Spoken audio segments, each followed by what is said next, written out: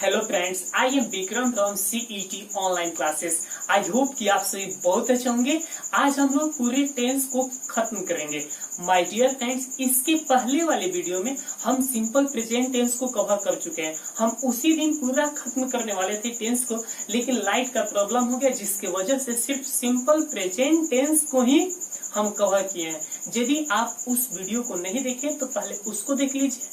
और आज present continuous tense, और आज भी मैं उसी चीज को आपको बताऊंगा जिससे सबसे ज्यादा आपके एग्जाम में क्वेश्चन पूछे जाते हैं। तो चलिए हम स्टार्ट करते हैं present continuous tense. My dear friends, ये समझिए present continuous, present means present अभी वर्तमान, और कंटिन्यूअस मीन्स लगातार जारी, यानी जो वर्क प्रेजेंट में कंटिन्यू हो at the moment of speaking, that work is going on.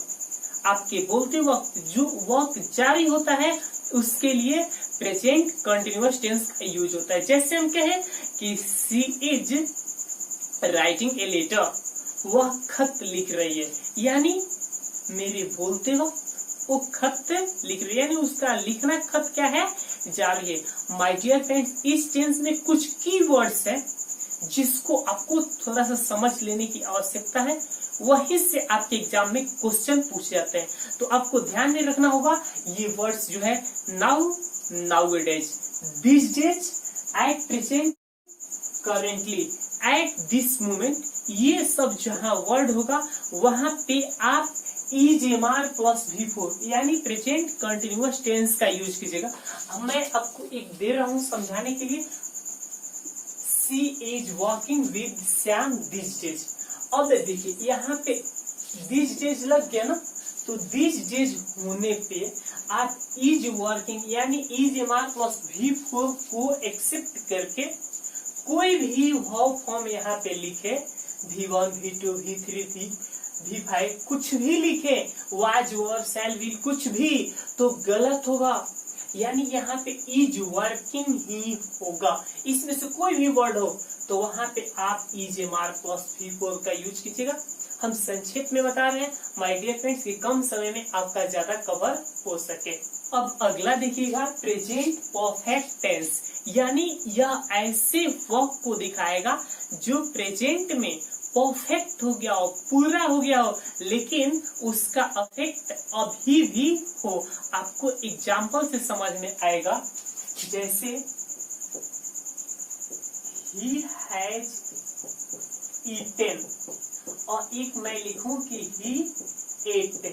इन दोनों में अंतर क्या है? he has eaten means वह खाना खा लिया है और उस खाना का इफेक्ट अभी है, उससे अभी खाने को दीजिएगा तो वो नहीं खाएगा। ही एट का मतलब वह खाना खाया था, पास्ट में खाया था, और उस खाना का इफेक्ट अभी उसको नहीं है, हो सके कि वह खाना खा ले। बात समझ में आई? और इसका जो कीवर्ड है वो याद रखिएगा कि जिस सेंटेंस में so far, till now, up to now, yet, up to the present, ever, never, ETC का यूज हो तो वहां पे आप हैव या हैज प्लस V3 का यूज कीजिएगा। हम आपको एक कॉमन एरर दे रहे हैं, आप फाइंड आउट कीजिए कि कौन सा पार्ट उसका गलत है। जैसे कि डिड नॉट कम येट। आप ये सेंटेंस बताइए कि ये सही है या गलत। हाँ, बिल्कुल सही। ये सेंटेंस क्या है? गलत है। क्यों? कि यहाँ पे येट का यूज हुआ है, और येट का यूज होगा तो हमको हैव या हैज प्लस V3 के यूज करना है, लेकिन इस सेंटेंस में क्या डिड नॉट का यूज किया है, जिसके वजह से ये गलत है। अगला टेंस देखिएगा प्रेजेंट परफेक्ट कंटिन्यूअस टेंस, यानी ऐसा हो जो प्रेजेंट में परफेक्ट भी हो गया हो और कंटिन्यू भी हो। यानी कहने का मतलब कि ऐसा हो जिसका कुछ पार्ट पूरा हो गया हो और उसका कुछ पार्ट अभी किया जाना बाकी है, यानी वो काम हो रहा हो, पहले से स्टार्ट हुआ हो और अभी भी क्या चल रहा हो तो वहां पे हम हैव या has plus been plus V4 का यूज करेंगे। आपको एग्जांपल से समझ में आएगी। She has been writing a letter since morning। अब यहाँ पे since morning आ गया ना, कब से, सुबह से, तो यहाँ पे have या has plus been plus V4 का यूज होगा। अब अगला देखिएगा सिंपल पास्ट टेंस, यानी इस टेंस में V2 का यूज होगा, यानी वर्ब का सेकेंड फॉर्म का यूज होगा। तो जो वह पास्ट में हुआ हो, बीते समय में हो गया हो, तो वहां पे हम V2 का यूज करेंगे। आपको एग्जाम्पल से समझ में आएगा। जैसे हम कहें कि the first world war started in 1914। प्रथम विश्व युद्ध 1914 में शुरू हुआ था। कब शुरू हुआ था? 1914 में। अभी से पहले की बात है। तो 1914 जब दे दिया पहले का टाइम, तो अब हम स्टार्टेड बोले, वहां पे हम हैज स्टार्टेड बोलते तो गलत होगा।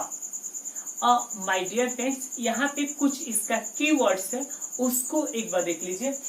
यस्टरडे, बीता हुआ कल, पहले की बात हो गई। द डे बिफोर यस्टरडे, आप मेन यस्टरडे देखिएगा।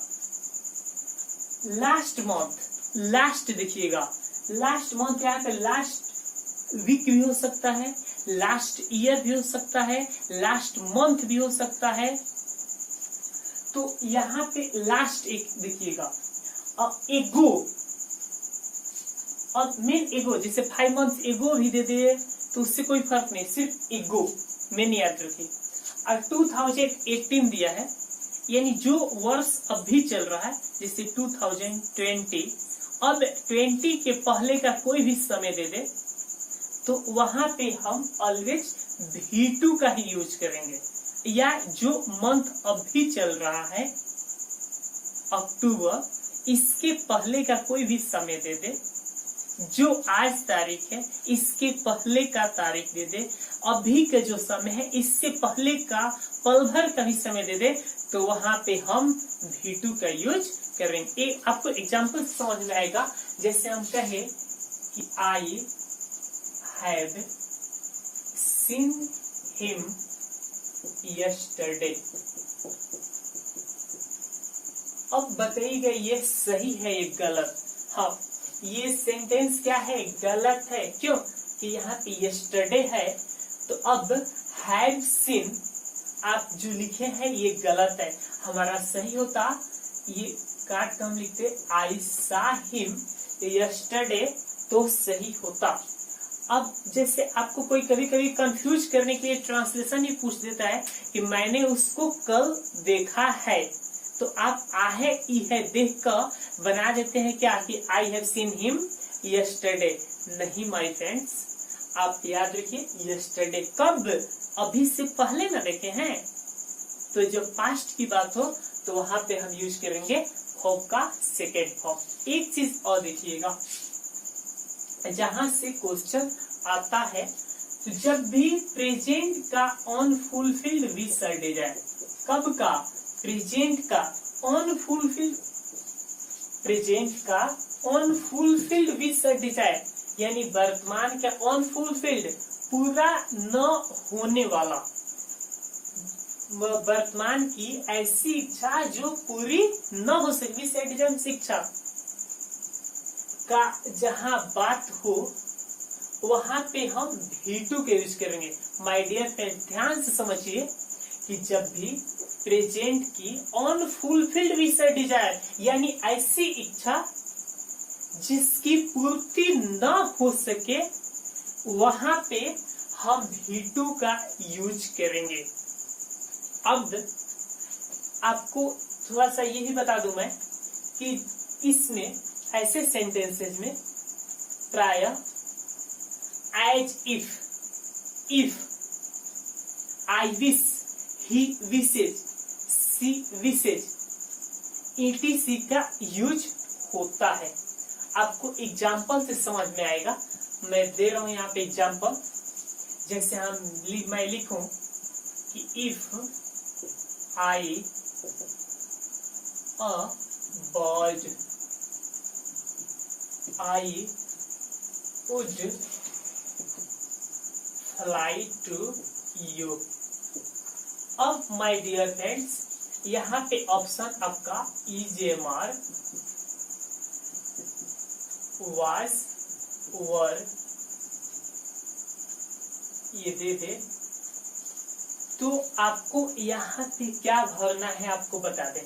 पहले ये देखिए, if I bird I would fly to you, यदि मैं पक्षी होता तो आपके पास उड़ आता, तो क्या मैं पक्षी हो जाऊंगा?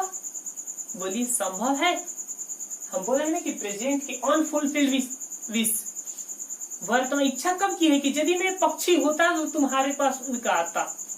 अभी की तो है, क्या मैं पक्षी बन जाऊंगा? और यदि मैं पक्षी नहीं बनूंगा तो उड़कर आऊंगा कहां से? इच्छा पूरी होने वाली नहीं है।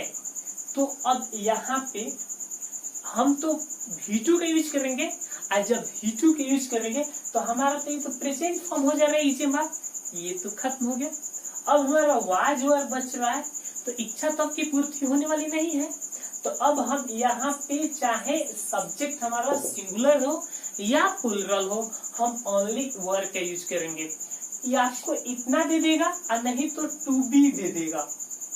तो आप टू बी का फॉर्म यानी EJMR वाज वर इतना दिया हो तो आप माच वर याद रखिएगा, इसको यहाँ पे फिल किया जाएगा।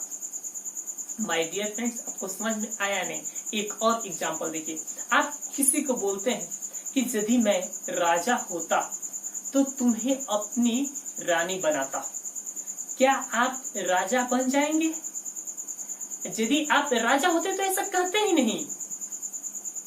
बात समझिएगा माय डियर फ्रेंड्स, यदि मैं राजा होता तो तुम्हें अपनी रानी बनाता, मैं राजा बन जाऊंगा? नहीं बनूंगा। अभी प्रेजेंट का बात कर रहा हूँ, फ्यूचर का नहीं। प्रेजेंट की न इच्छा है, यानी न मैं राजा बनूंगा और न तुमको मैं अपनी रानी बनाऊंगा। तो अब हम यहाँ पे क्या बनाएंगे? If I were a king I would make you my queen. Clear?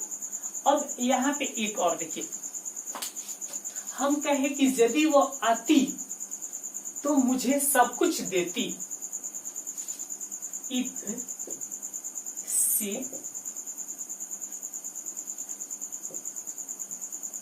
she would give me everything। अब यहाँ पे V1 V2 भी जैसे हम कम करें, कम केम हैज कम कमिंग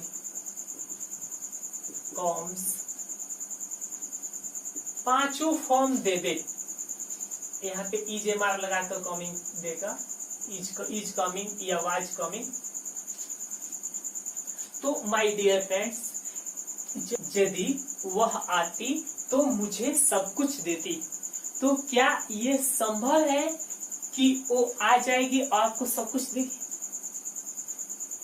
नहीं ना। इसके आने का ये जो संभावना है ना के बराबर है। तो अब हम यहाँ पे ओनली V2 का यूज करेंगे कि if she came she would give me everything. अब एक चीज समझ लीजिए, लिखने का जगह नहीं है। जहाँ पे it is time, it is high time, it is opportune time दिया हो, तो वहां पे भी हम ऑलवेज V2 का यूज करते हैं। आपको एग्जाम्पल से समझ में आएगा। जैसे मैं लिखूं it is high time she to bed. अब देखिएगा, it is high time she to bed. Option में जैसे गो कर दे, वेंट कर दे, हैज गॉन कर दे, इज गोइंग कर दे या वाज गोइंग कर दे, गोज कर दे, कोई भी वर्ब का फॉर्म पांचों में से कोई, तो वहां पे हम only it is high time, it is opportune time, देखिएगा इट इज टाइम, तो वहां पे मात्र आप V2 का यूज कीजिएगा। इट इज हाई टाइम, यहाँ पे सब्जेक्ट है, सब्जेक्ट के बाद अब हम V2 का ही यूज करेंगे। अब अगला देखिएगा पास्ट कंटिन्यूअस टेंस, यानी इस टेंस में वाज व प्लस V4 का यूज होता है। यह वैसे वर्ब को इंडिकेट करता है जो पास्ट में कंटिन्यू था। आपको एग्जाम्पल से समझ में आएगा, जैसे मैं लिखूं कि she was teaching English those days. अब देखिए वह उन दिनों अंग्रेजी पढ़ा रही थी। कब? उन दिनों, यानी पास्ट में किसी समय उसका पढ़ाना क्या था? जारी था। तो अब हम वाज टीचिंग के बदले किसी अन्य वर्ब का फॉर्म हम लिखे, EJMR प्लस V4 या V2 हैज V3, कुछ भी लिखे तो गलत होगा। और इसका और कुछ समझ लीजिए, जब पास्ट में दो वर्ब एक ही साथ जारी हो, दोनों वर्ब साथ साथ चला हो, तो वहां पे भी हम पास्ट कंटिन्यूअस यानी वाज व प्लस V4 का यूज करेंगे। एग्जाम्पल से आपको समझ में आएगा। While Radha was dancing, Shyam was singing, यानी जब राधा नाच रही थी तब श्याम गा रहा था। यानी राधा का नाचना और श्याम का गाना दोनों साथ साथ चला है, तो यहाँ पे हम वाज व प्लस V4 का यूज करेंगे। एक और समझ लीजिए इसका यूज, जब पास्ट में कोई वर्क जारी हो और उसी बीच कोई दूसरा कार्य हो गया, ध्यान दीजिएगा, पास्ट में कोई वर्क जारी था और उसी के बीच दूसरा कार्य हो गया, तो जो वर्क जारी था वहां पे हम वाज व प्लस V4 का यूज करेंगे, और उसी बीच जो हुआ उसके लिए हम सिंपल पास्ट टेंस यानी V2 का यूज करेंगे। आप कभी कभी अपने दोस्त से बात कर रहे होते हैं, तभी कोई आ जाता है, तो आप किसी से क्या बोलते हैं कि अरे जैसे ही मैं उससे बात कर रहा था तब तक वो आ गया। यानी हम इसको बनाएंगे when I was talking to him या her, father came, जिस समय या जब मैं उससे बात कर रहा था पिताजी आ गए। यानी उससे बात करना क्या था, मेरा जारी था, और उसी बीच पिताजी आ गए। तो जो वर्क पास्ट में जारी हो वहां पे हम पास्ट कंटिन्यूअस यानी वाज व प्लस V4 के यूज करेंगे, और उसी बीच कोई काम हो गया तो वहां पे V2 का यूज करेंगे। पास्ट परफेक्ट टेंस यानी इस टेंस में हैड प्लस V3 का यूज होगा।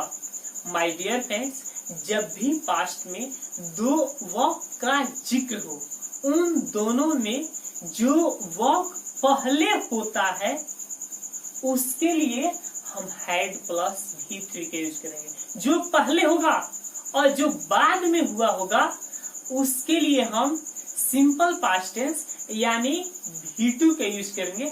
आपको एग्जाम्पल से समझ में आएगा। जैसे मैं कहूँ कि पिताजी के आने से पहले मैं सो चुका था, पास्ट में कितना काम हुआ है? 2, पिताजी का आना और मेरा सोना। तो कौन काम पहले हुआ बताइए? पिताजी के आने के पहले मैं सो चुका था, तो मैं सो चुका था पहले, तो इसको पहले बनाएंगे या बाद में बनाएंगे, लेकिन इसमें हम हैड प्लस V3 का यूज करेंगे। मैं सो चुका था तो हम बनाएंगे I had slept before father came. देखिएगा माय फ्रेंड, वर्ब कितना 2। मेरा सोना और पिताजी का आना, कौन काम पहले हुआ है? मेरा सोना। तो देखिए मेरा सोना पहले हुआ है तो हम हैड प्लस V3 का यूज किए हैं। अब पिताजी का बाद में आना, तो यहाँ पे V2 का यूज हुआ है, ऐसे समझिए। अगला देखिएगा, जहां से सबसे ज्यादा क्वेश्चन आपके एग्जाम में आता है, हम सिंपल पास्ट टेंस बताए तो वहां पे बताए कि प्रेजेंट की unfulfilled wish or desire. My dear friend, बात समझने की कोशिश कीजिए मैं क्या कहना चाह रहा हूँ। जब प्रेजेंट की आपकी कोई इच्छा होती है जो पूर्ति न हो सके, यदि किसी गर्ल को देखते हैं, कहते हैं काश वो मेरी बहन होती, हो जाएगी? नहीं होगी। यदि होती तो आप उसको कहते ही नहीं, काश वो मेरी बहन होती, नहीं होगी। इच्छा आपकी पूर्ति होने वाली नहीं है, तो इसको क्या बनाते हैं? इफ सी वो माई सिस्टर, काश वो मेरी बहन होती, या आई विश सी वो माई सिस्टर से बनाते हैं। तो वर्तमान की इच्छा के लिए आप पास्ट टेंस यानी V2 का यूज करते हैं। तो वर्तमान की इच्छा है तो पास्ट की भी तो कोई आपकी इच्छा हुई होगी जो पूरी न ही हुई होगी। बोलिए ऐसा हुआ होगा कि नहीं? अभी की तो इच्छा है जो पूर्ति नहीं हुई, ऐसे ही पास्ट की भी तो आपकी इच्छा होगी जब स्कूल डेज में होंगे आप, जब स्कूल कॉलेज में होंगे, अवश्य ही होगा। आप बहुत लोग को देखते हैं, कहते हैं कि यदि मैं मन लगा पढ़ा होता ना तो सफल हो गया होता। अब ये इच्छा कब की है उनकी? पछतावा कब का है? पास्ट का। क्या ये पास्ट में पूरा हुआ? नहीं हुआ। तो जब भी पास्ट की अनफुलफिल्ड विश और डिजायर हो या अनरियल सिचुएशन हो, तो वहां पे भी हम हैड प्लस V3 का यूज करेंगे। आपको एग्जांपल से समझ में आएगा। जैसे हम लिखे, if I had gone to Agra I would have seen the Taj Mahal. My dear friends, यदि मैं आगरा गया होता तो ताजमहल देखा होता। क्या मैं आगरा गया था? नहीं गया था। तो जब गया ही नहीं था तो ताजमहल देखेंगे कहां से? आप ये देखिए, हिंदी एग्जाम में तो नहीं देखा, आप कंसेप्ट समझिए। जब भी यहाँ पे वुड हैव प्लस V3 होगा तो वहां पे हम हैड प्लस V3 के यूज करेंगे। बात समझने की कोशिश कीजिएगा। जब वुड है या वुड कुड शुड माइट कुछ भी हो, हैड प्लस V3 हो, V3 होगा तो यहाँ पे भी V3 एकदम पक्का होगा। यहाँ पे V3 तो यहाँ पे V3, यहाँ पे V2 तो यहाँ पे V2 सेम होना चाहिए। जैसे हम पिछले ही बताया कि if I were a bird I would fly to it, तो वर्ड V2 वुड विल का पास्ट दोनों सेम हो जाएगा। और इसके बारे में डिटेल हम सिंपल प्रेजेंट टेंस में बता दिए हैं। यदि उसको नहीं देखे तो आप वहां पे देख लीजिए। ये मत कहिए कि सिंपल प्रेजेंट टेंस में इसका यूज कैसे होता है, नहीं होता है सर जी। लेकिन वहां पे हम V1 या V5 का यूज सबऑर्डिनेट क्लॉज जो इफ वाला पार्ट है, व्हेन अनलेस अनटिल टिल, उसमें ये क्लियर करके बताए हैं। यहाँ पे इफ से तो उसको आप देख लीजिए। अगला tense past perfect continuous tense, जिससे आपके एग्जाम में बहुत कम क्वेश्चन पूछ जाते हैं, तो इसको पढ़ने से ज्यादा कोई फायदा नहीं है। आता भी है तो नरेशन से आ जाता है, तो नरेशन पढ़िएगा तो क्लियर हो जाएगा। अगला हम चलते हैं simple future tense. Simple future tense से भी बहुत कम ही क्वेश्चन आता है, और आता भी है तो हम आपको उस चीज को सिंपल प्रेजेंट टेंस में बता दिए हैं। जैसे यहाँ पे if he comes Radha will come. अब जो प्रिंसिपल क्लॉज है, ये यदि सिंपल प्रेजेंट में रहेगा यानी V1 V5 में रहेगा तो यहाँ पे सेल लेवल प्लस V1 का यूज होता है, लेकिन ये कंपल्सरी नहीं है, सेल विल केवल कैन में भी हो सकता है। तो सिंपल फ्यूचर टेंस में ये याद रखिएगा कि जब सबऑर्डिनेट क्लॉज, तो इसमें ये याद रखिएगा कि जब सबऑर्डिनेट क्लॉज में V1 या V5 का यूज होगा तो यहाँ पे सेल विल प्लस V1 का यूज होता है। अगला होता है हमारा फ्यूचर कंटिन्यूअस टेंस। इससे भी आपका ज्यादा क्वेश्चन नहीं बनता है तो बेकार समय मत कीजिए, थोड़ा सा आप देख लीजिएगा। और अगला देखिएगा फ्यूचर परफेक्ट टेंस, यानी यह ऐसे वर्क का बात करेगा जहाँ पे फ्यूचर में किसी वर्क का कंप्लीट होने का, परफेक्ट होने की बात हो, वहां पे आप यूज कीजिएगा shall will plus have plus V3 का यूज कीजिएगा। यहाँ पे आपको बता दें कि जहाँ पे by or before plus point of time दिया हो वहां पे आप shall will plus have plus V3 का यूज किया। माय डियर फ्रेंड्स, यदि आपको पॉइंट ऑफ टाइम और पीरियड ऑफ टाइम समझ में नहीं आता है तो JMS English classes by Vikram sir के नाम से है, उसको आप देखिए, वहां पे use of, form, for, since and form तीनों का एक साथ बताए हैं। तो माय फ्रेंड उसको भी आप देख सकते हैं। आपको यहाँ पे एग्जांपल से समझ में आ जाएगा। मैं लिखूं I shall have completed this work by 10 o'clock। कब तक? 10 बजे तक। देखिए बाई अब प्लस पॉइंट ऑफ टाइम है क्या, कितना बजे तक? 10 बजे तक। तो वहां पे हम shall will plus have plus V3 का यूज करेंगे। एक चीज और इसका समझ लीजिएगा, जहाँ पे before plus subject plus V1 या V5 का यूज हो वहां पे भी हम shall will plus have plus V3 के यूज करेंगे। आपको एग्जांपल समझ में आएगा। Comes, she will have cooked food before her husband comes. देखिए यहाँ पे हर हस्बैंड सब्जेक्ट हो गया, ये बिफोर है, और उसके बाद V1 या V5, तो यहाँ पे V5 के यूज हर हस्बैंड के अनुसार। तो अब यहाँ पे shall will plus have plus V3 का ही यूज होगा।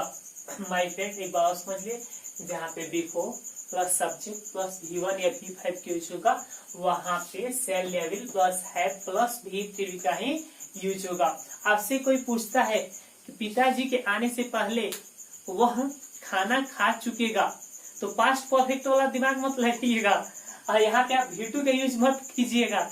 जब भी shall will plus have plus V3 का यूज होगा तो यहाँ पे V1 या V5 का ही यूज होगा। और फ्यूचर परफेक्ट कंटिन्यूअस टेंस अगला है, तो इससे भी आपके एग्जाम में बहुत कम ही क्वेश्चन पूछ रहे थे, तो इससे भी ज्यादा कुछ फायदा नहीं है। तो अब खत्म करते हैं। माय डियर फ्रेंड्स, यदि आपको समझ में आया है तो please help me by sharing this video with your friends. Thank you.